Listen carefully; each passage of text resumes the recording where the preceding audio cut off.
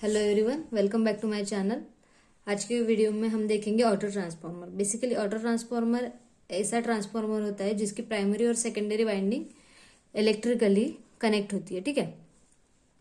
और जो हमारा टू वाइंडिंग ट्रांसफार्मर है उसमें क्या होता था, प्राइमरी और सेकेंडरी वाइंडिंग मैग्नेटिकली कनेक्ट होते थे और इलेक्ट्रिकली वो सेपरेट रहते थे, ठीक है। ये जो हम डायग्राम देख रहे हैं ये ऑटो ट्रांसफार्मर की डायग्राम है, जिसमें आप देख सकते हो ये स्टेप डाउन ऑटो ट्रांसफार्मर है। क्यों स्टेप डाउन ऑटो ट्रांसफार्मर है? क्योंकि इसका जो N1 है, number of turns of primary is greater than number of turns of secondary, इसलिए वो स्टेप डाउन ट्रांसफार्मर है। ये स्टेप अप ट्रांसफार्मर कब होता? जब सेकेंडरी के नंबर ऑफ टर्न्स ज्यादा होते प्राइमरी से, ठीक है। अगर हम इम्पीडेंस ड्रॉप को निग्लेक्ट करते हैं तो उसका वोल्टेज पर टर्न कैसे लिख सकेंगे हम? V1/N1, that is primary voltage upon number of turns of primary. Similarly voltage पर टर्न सेकेंडरी के कैसे लिख सकेंगे? V1/N1 into N2। ये जो ऑटो ट्रांसफार्मर है ये पोटेंशियल डिवाइडर जैसे भी दिखता है, पर इनमें बहुत डिफरेंस होता है। कुछ लोग को लगता है कि ये ऑटो ट्रांसफार्मर पोटेंशियल डिवाइडर ही है करके, पर देखिए इसमें बहुत डिफरेंस है। उसमें से कुछ देखते हैं हम। पोटेंशियल डिवाइडर जो है उसमें हम वोल्टेज को स्टेप अप नहीं कर पाते हैं, ठीक है। और अगर हम ऑटो ट्रांसफार्मर की बात करें तो मैंने जैसे पहले बोला था, अगर number of turns of secondary बढ़ा देते हैं प्राइमरी से, ये स्टेप अप ट्रांसफार्मर जैसे काम करेगा। अगर हम घटा देते हैं तो ये स्टेप डाउन ट्रांसफार्मर जैसे काम करेगा, ठीक है। सेकेंड पॉइंट जो है, जो हमारा जो पोटेंशियल डिवाइडर है, ठीक है, उसमें लॉसेस ज्यादा होते हैं। क्यों? क्योंकि उसमें रेजिस्टेंस प्रेजेंट होता है, रेजिस्टेंस की वजह से ज्यादा के लॉसेस होते हैं, और जैसे ही लॉसेस बढ़ेंगे हमारा जो सिस्टम है वो लेस इफिशिएंट होगा, ठीक है। पर ऑटो ट्रांसफार्मर में ऐसा नहीं है, ठीक है। पोटेंशियल डिवाइडर में क्या होता है, जो पावर जो ट्रांसफर होता है वो सिर्फ कंडक्शन के थ्रू होता है, पर हमारा जो ऑटो ट्रांसफार्मर है उसमें पावर जो ट्रांसफर होता है वो कंडक्शन और इंडक्शन के थ्रू होता है, ठीक है। और उसे हम बोल सकते हैं ट्रांसफार्मर एक्शन, ठीक है।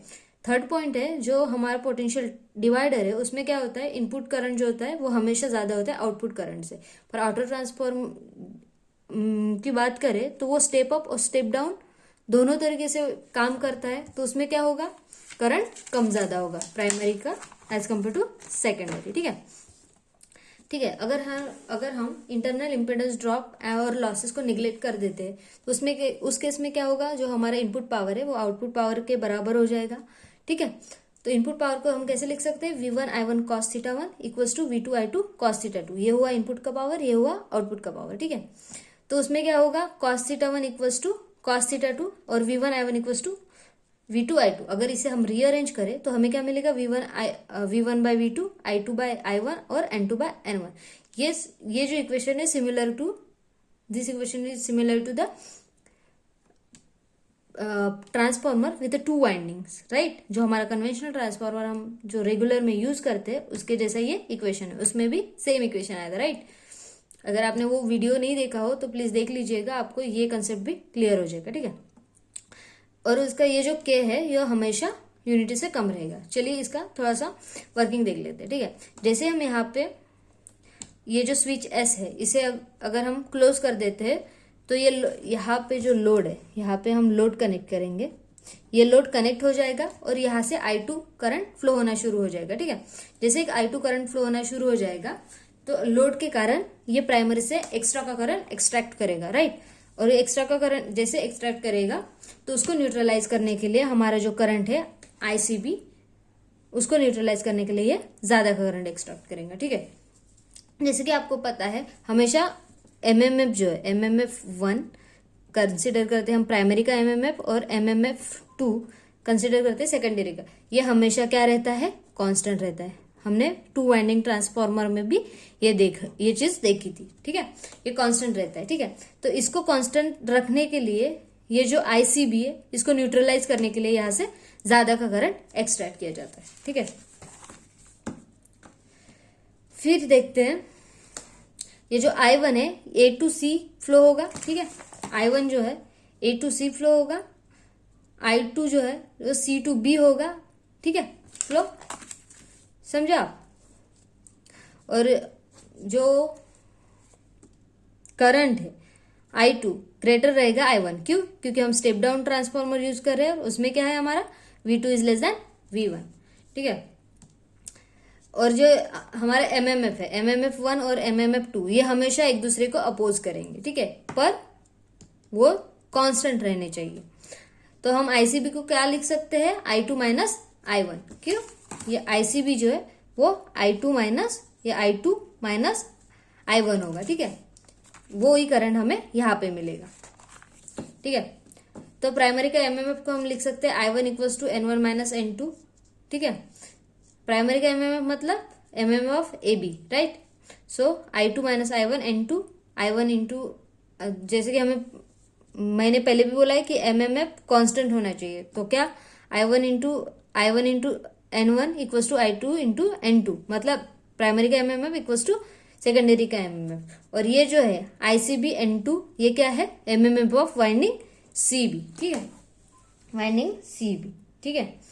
तो देखते हैं, तो इससे हम क्या कंक्लूड कर सकते हैं, जो ट्रांसफॉर्मर एक्शन है, ठीक है, ट्रांसफॉर्मर एक्शन कहाँ पे टेक्स प्लेस करता है, बिटवीन वाइंडिंग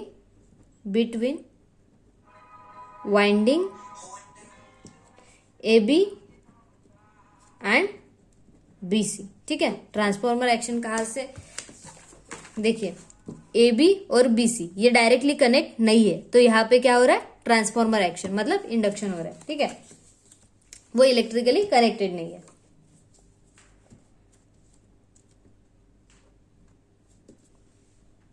तो इसे एक बात भी बोल सकते हैं, the volt ampere across AB, ठीक है, volt ampere across AB transferred, ठीक है, transferred by transformer action, right, transformer action to load connected across BC, ठीक है, to load connected across BC, ठीक है, अक्रॉस BC। क्या ये चीज हम कंक्लूड कर सकते हैं, volt ampere across AB transferred by the transformer action to the load connected across BC, ठीक है ना। तो इसे हम इक्वेशन में लिखना चाहे तो कैसे लिखेंगे, देखिए transformed VA equals to, transformed VA क्या था, VAB इंटू IAB, है ना, इक्वल्स टू, इसे ही हम क्या लिख सकते हैं, V1 माइनस V2, ठीक है, V1 minus V2 into I1, ठीक है। तो टोटल इनपुट, ये हमारा टोटल इनपुट VA क्या है, टोटल इनपुट VA क्या है, वोल्ट एम्पियर, ठीक है ना, इक्वल्स टू V1 I1, है ना। टोटल इनपुट VA क्या हमारा, ये टोटल V1 और ये I1, ठीक है, टोटल करंट ये V1 और ये I1, ठीक है। तो इसका अगर हम रेशियो ले तो वो क्या मिलेगा, transformed VA upon input equals to,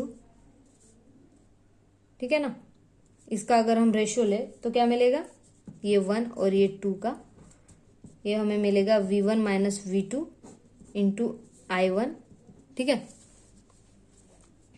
तो V1 I1 अगर हम इसे सॉल्व करें तो हमें मिलेगा V1 1 minus V2 upon V1 equals to, V2 upon V1 क्या था हमारा, K था, राइट, तो हमें मिलेगा 1 माइनस K, ठीक है। ये है इक्वेशन 3। तो out of input volt ampere V1 and I1 only, ठीक है। तो हम उससे क्या बोल सकते हैं, VAB IAB, ठीक है, इक्वल्स टू, क्या लिख सकते हैं इसे हम, V1 माइनस V2 I1। और ये जो VA है ये कहाँ होगा, ये ट्रांसफर्ड होगा, transfer to output of transformer,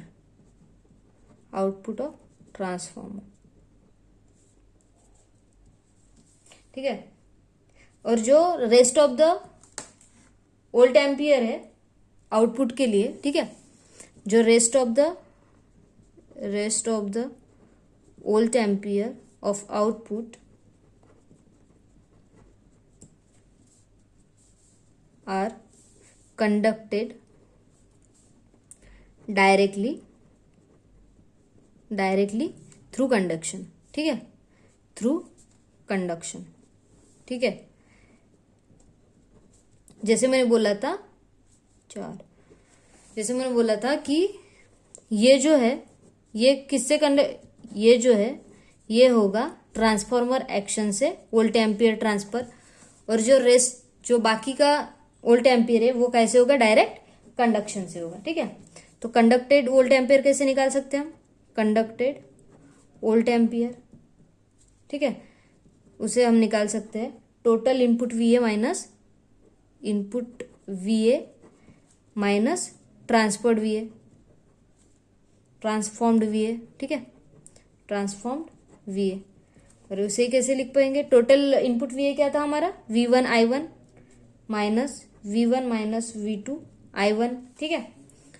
ये V1 I1 को जैसे कि वैसे रखेंगे, माइनस इसको थोड़ा सा सॉल्व करें तो हमें मिलेगा V1 I1 plus V2 I1, ये हो जाएगा कैंसिल, और यहाँ हमें मिलेगा V2 I1, ठीक है। तो अगर हम इसका रेशियो लेते हैं तो हमें क्या मिलेगा, conducted VA upon input VA, ठीक है, equals to V2 I1 upon V1 I1, ये इनपुट VA है हमारा, इक्वल्स टू K मिलेगा, ये तो कैंसिल हो जाएगा I1 तो V2 बाई V1 क्या होता है हमारा, K होता है, ठीक है। ये इक्वेशन नंबर 5 देखते हैं इसको। अगर हम इंटरनल इम्पीडेंस लॉस, ठीक है, अगर हम इंटरनल इम्पीडेंस लॉस को निग्लेक्ट करते हैं, लॉस को क्या करते हैं, निग्लेक्ट करते हैं, तो हमें क्या मिलेगा, transformed power upon input power क्या मिलेगा, इनपुट पावर क्या मिलेगा, 1 माइनस के, ये है हुआ हमारा 6th इक्वेशन। और सेम कंडक्टेड के लिए निकाले तो conducted power upon input power, तो ये हमें मिलेगा के, जो कि हमने निकाला है ऑलरेडी, ठीक है। तो ये हुआ हमारा ऑटो ट्रांसफॉर्मर का VA, कंडक्टेड और क्या था, ट्रांसफॉर्मर एक्शन थ्रू, ठीक है। अगर आपको वीडियो अच्छा लगा हो तो प्लीज लाइक कीजिएगा। अगर आप चैनल पे नए हो तो प्लीज चैनल को सब्सक्राइब करना मत भूलिएगा, और प्लीज बेल आइकन को प्रेस कर दीजिए ताकि आपको जब भी नया वीडियो आए तो सबसे पहले आपको ही पता चले, ठीक है। Thank you for watching.